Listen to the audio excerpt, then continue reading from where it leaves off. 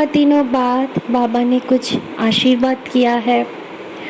हम लोगों ने श्रद्धा सबूरी रखा है, इसलिए बाबा से इतना सारा ढेर सारा प्यार मिला। तो वही साझा करने के लिए आज मैं आप लोगों के साथ वही साझा करूँगी कि बाबा ने कैसा अपना आशीर्वाद, कैसा अपना प्यार बरसाया मेरे मम्मी के ऊपर। एक्चुअली मेरे हस्बैंड को जॉब लगा था, वो खड़गपुर में चले गए। हाँ, लेकिन मैं नहीं गई। क्यों नहीं गई? क्योंकि मेरे बाबा नहीं चाहते थे कि मैं जाऊँ। बाबा ने मुझे रोक लिया इधर मम्मी के पास, क्योंकि मम्मी की तबीयत बिगड़ने वाली थी। इसीलिए मेरे मामा गुज़र जाने के बाद मम्मी की तबीयत बहुत बिगड़ने लगी, बुखार आने लगी। उसको कॉन्स्टिपेशन है मेरे मम्मी को, तो 10-12 दिन के ऊपर पॉटी नहीं हो रहा था। मैं ऐसे ही बोलती हूँ, इसमें शर्म वाली कोई बात नहीं। पॉटी नहीं हो रहा था। डॉक्टर ने जो दवाई वगैरह दिया या फिर उदी का भी जल ले रहा था, उसमें भी नहीं क्लियर हो रहा था। तो क्लियर भी नहीं हो रहा था और हो भी नहीं रहा था, मतलब कोई प्रेशर ही नहीं था। इसलिए खाना वाना सब छोड़ दिया, कुछ नहीं खाता था। तो मैं तभी आई। आने के बाद मुझे ये अच्छा नहीं लगा। मैंने एक बाबा की वीडियो में ही सुना था कि अगर किसी का कॉन्स्टिपेशन है तो दही के साथ उदी मिला के उसे खिलाओ। रोज़ खाना खाने के बाद दोपहर को खिलाओ तो कॉन्स्टिपेशन क्लियर हो जाता है, ऐसा मैंने सुना था। और मम्मी को बोला भी था, लेकिन मम्मी 2-3 दिन ने खाया दही, फिर नहीं खाया, बंद कर दिया।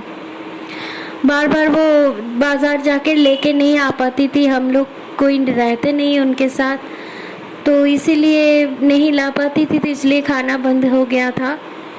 फिर मैंने वो चालू किया और ऐसे ही बाबा ने मन में दिया कि 11 दिन का महाप्राणायाम करो। मतलब 11 दिन का महाप्राणायाम मीन्स 33 एंड 34 नंबर चैप्टर्स उदी का जो साई सच्चरित्र जी में है, वो मैंने दिए जला के, वो मैंने 11 दिन तक वो उसके सामने मैं क्या करती थी, बाबा ने क्या बोला था। बाबा आप बोलते हैं ऐसा नहीं, हम लोगों का मन चाहता कि हम ये करें, इससे उसका प्रॉब्लम क्यों हो सकता है, मुझे ऐसा लगा, तो इसलिए मैंने किया। क्या किया?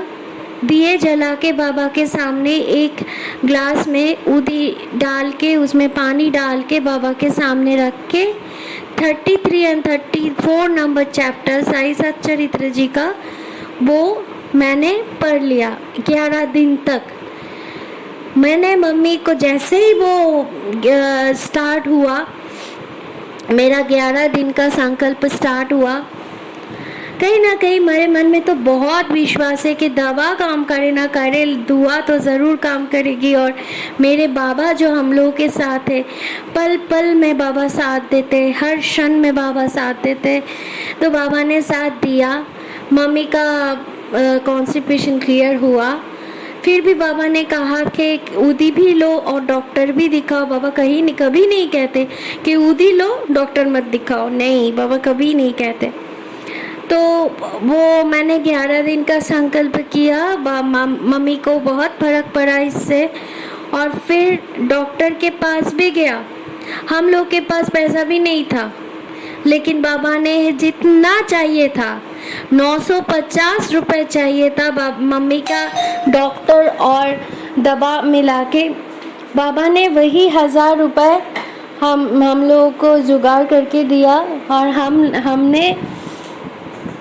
हमने मम्मी को डॉक्टर दिखाया, दवाई वगैरह खरीदा, 950 ही लगा और आने जाने में 50, पूरा 1000 रुपये ही लगा। बाबा ने वो जुगाड़ किया, हम लोगों को दिया, हम लोगों ने डॉक्टर दिखाया। फिर मम्मी धीरे धीरे ठीक होने लगी। अभी बिल्कुल वो ठीक है।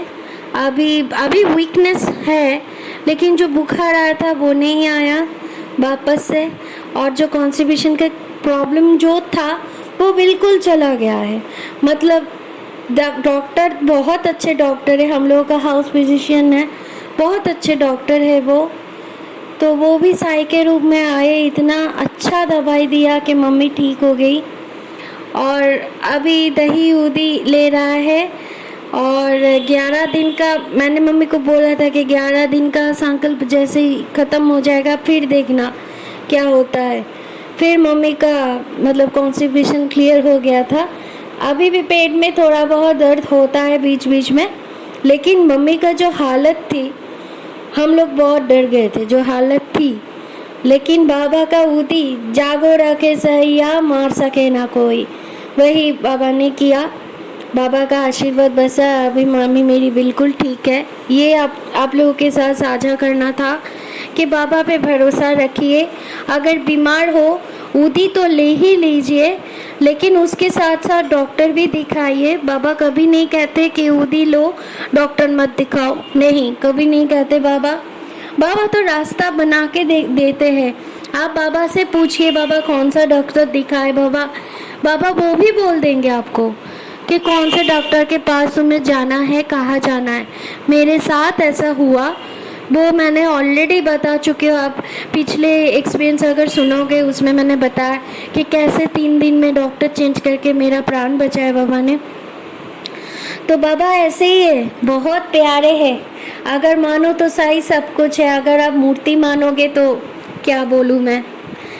तो यही बोलना था मुझे।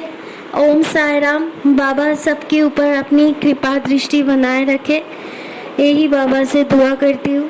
ओम साई राम। आप लोग भी अपना छोटा बड़ा, ऐसा नहीं कि छोटे से छोटे एक्सपीरियंस भी आप शेयर कर सकते हैं। ऐसा नहीं कि कुछ बड़ा होगा तभी जाके हम लोग शेयर करेंगे, ऐसा नहीं। मैं हर वक्त जब भी एक्सपीरियंस शेयर करती हूँ मैं बोलती हूँ कि आप लोग छोटी से छोटी एक्सपीरियंस भी शेयर कर सकते हो। मतलब आप लोग नहीं कर रहे हो, पता नहीं क्यों, क्या हो गया है पता नहीं। शायद बाबा जब परमिशन देंगे तभी आप लोग शेयर करेंगे। ओम साई राम, जय साई राम।